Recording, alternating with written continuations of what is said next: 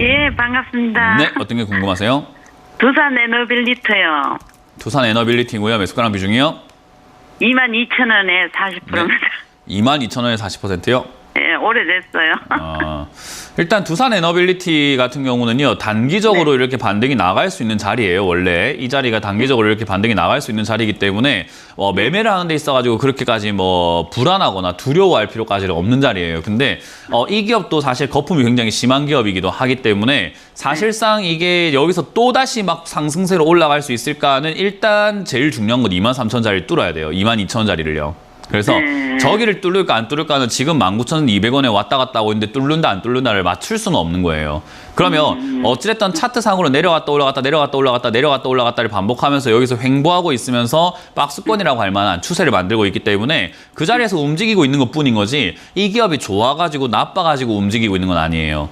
그래서 그 자리에서 시청자님은 하필이면 22,000원에 사놨다는 거죠. 어디냐면 저 까만 선입니다. 그러니까 꽤나 높은 자리에 사놓은 거예요. 그러면 이렇게 단기적으로 올라올 때 뉴스를 보시거나 뭐 이러면은 뉴스에 현혹될 수밖에 없어요. 왜냐하면 지금 이거 올라오고 있는 뉴스가 뭐 때문에 올라온다냐고 하냐면은 뭐 최근에 탈원전을 탈원전 하겠다 뭐 이런 이야기를 하잖아요. 그죠? 네. 그러다 보니까 뭐 수주도 행진을 한다, 뭐 탈원전을 딛고 완벽 부활 날개짓을 하겠다 이런 뉴스들이 이렇게 막 나오다 보니까 아무래도 사람들이 어머나 그러면 더 가겠지라고 생각해서 쉽게 못 팔아요.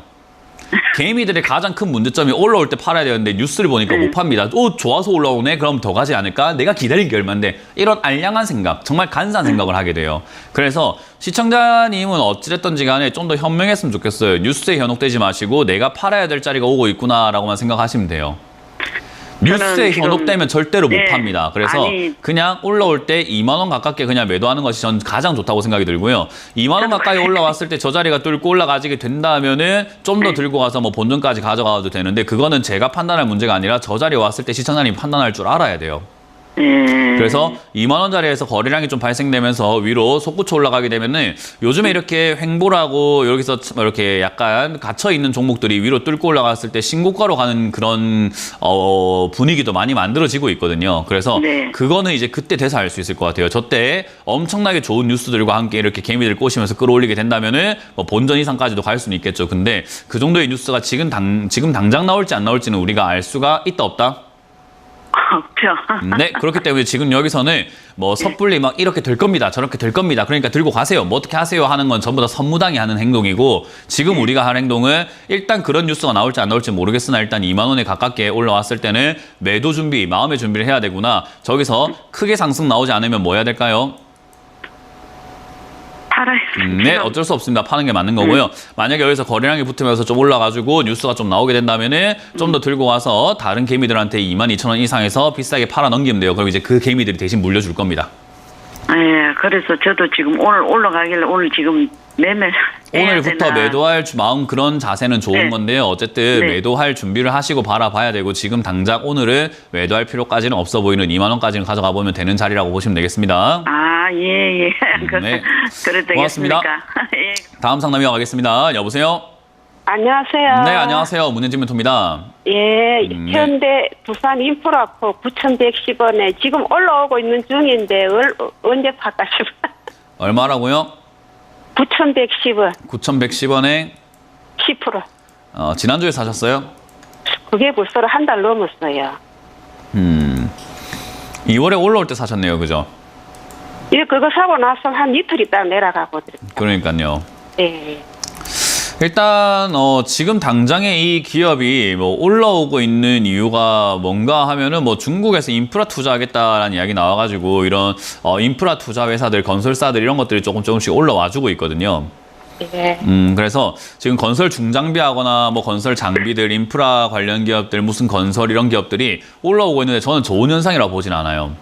그래서 중국의 인프라 쪽을 투자한다고 해가지고 우리나라가 지금 인프라에 투자한 것은 아니기 때문에 사실상 어느 정도 수혜는 보겠지만 그게 이렇게까지 올라올 정도의 문제는 아니라고 봅니다. 특히나 우리나라 지금 중소건설사들 많이 무너지고 있는 상태에서 이런 것들이 이제 화두에 올라오고 문제가 되기 시작하면은 제가 계속 말씀드리지만은 대형 건설사들의 주가도 한번 빠질 수가 있어요. 그럼 우리가 투자를 한다라고 한다면 주가를 쌀 때 사가지고 비쌀 때 팔아먹는 게 맞는 거기 때문에 사실상 그런 건설사들의 위협으로 인해 가지고 대형 건설사가 빠지게 된다면 거기서 옥석을 가려가지고 투자를 한다면은 내 미래가 이제 좀 달라지겠죠. 돈을 버는 삶을 살게 되겠죠. 근데 지금 이런 자리에 올라왔을 때 사가지고 뭐 장기로 보겠다라고 한다면은 저는 개인적으로 물리는 삶을 살 거라고 이야기를 하고 싶습니다. 그래서 지금 당장 올라오고 있는 것은 어찌됐든 뭐 좋은 뉴스든 안 좋은 뉴스든 간에 중국 인프라 뭐 그런 뉴스 때문에 올라와 준다면 감사합니다 할 일인 거고, 여기서 중요한 거는 지난번에 올라오다가 올라오지 못했던 자리가 9,500원 자리 정도가 됩니다. 저 자리를 뚫고 올라가게 된다면은 얘도 시세를 한번 더 낼 수 있는 자리가 되는 거예요. 오늘까지의 차트 움직임을 보고 캔들의 모양을 보면요, 뚫을 가능성이 매우 높기 때문에 저는 개인적으로는 10,000원 이상, 1,500원 이상, 11,000원 정도까지 이렇게 들고 와봐도 괜찮다 생각이 들고, 이번 시세에 저는 매도하시는 게 가장 좋지 않을까라고 보는 거예요. 예. 그래서 단기적인 수익을 챙겨가지고 매도하시는 게 좋고요. 여기서 빠지게 되면 굳이 또 물릴 필요는 전 없다고 봅니다. 그래서 밑으로 내려가게 된다면은 여유가 만약에 조금 있다면, 여유가 뭐 어떤 여유냐면 손절의 여유, 내가 이 정도 손절할 수 있겠다는 여유가 있다면 8,500원 손절 라인 잡으시는 게 좋을 것 같고요. 만약에 손절의 여유가 없다, 나는 지금 또 손실나서 파는 거 너무 싫어요 하면은 9,000원 무너질 때 단기적으로 빨리 팔아버리고 매도하시는 것이 조금 더 안전하게 내 돈을 지킬 수 있지 않을까 싶습니다. 뭐 수익도 중요하지만 지금 시청자님이 매매를 하셨을 때 돈을 잃어버리게 되면은 다음에는 수익 내기가 더 어려워요. 왜냐하면 내 목돈이 점점 줄어드는 거잖아요. 그죠?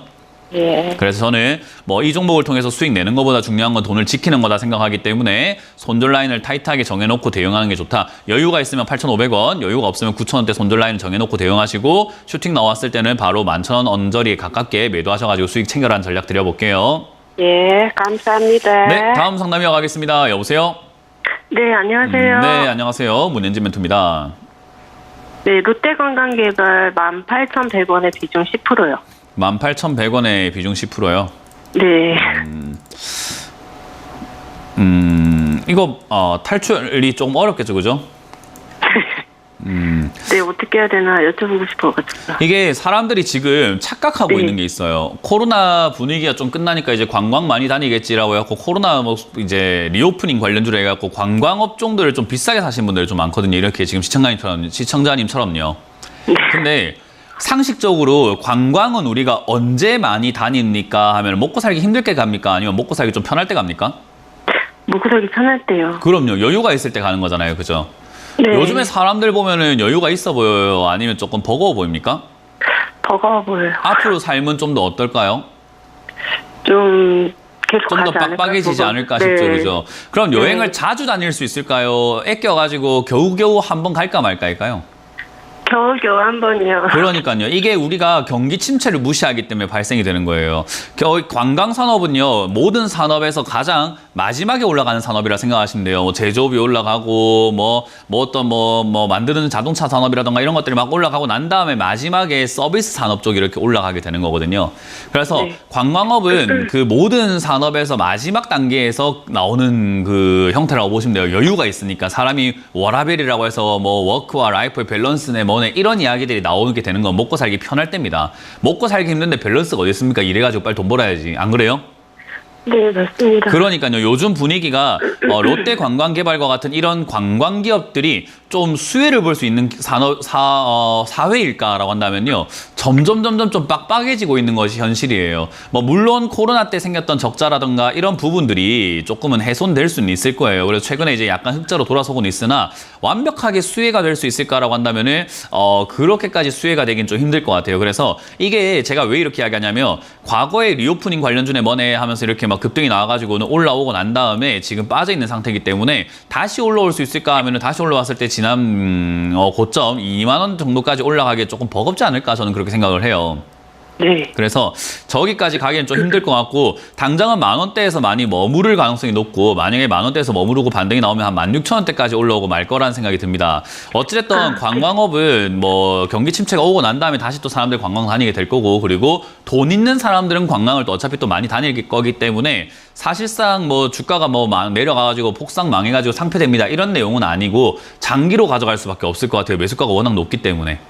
네. 장기라는 말은 이번 경기 침체가 끝날 때까지는 가져가야 되는데 보통 역사적으로 경기 침체가 끝나는 시기는 최소 3년에서 길게는 7년 이상 걸려요. 네. 그러니까 어쩔 수가 없어요. 내 돈 여기 그냥 묶여가지고 어쩔 수 없이 그냥 묶여있는 돈이구나라고 생각하는 게 맞아요. 그래서 이렇게 이야기하는 이유는 추가 매수 함부로 하지 말라는 겁니다. 네. 그래서 지금은 18,000원에 매수를 하셨으면요. 단기적으로 얘가 지금 이렇게 반등이 나오거나 막 올라와 준다면 한 15,000-16,000원까지 올라갈 수 있거든요.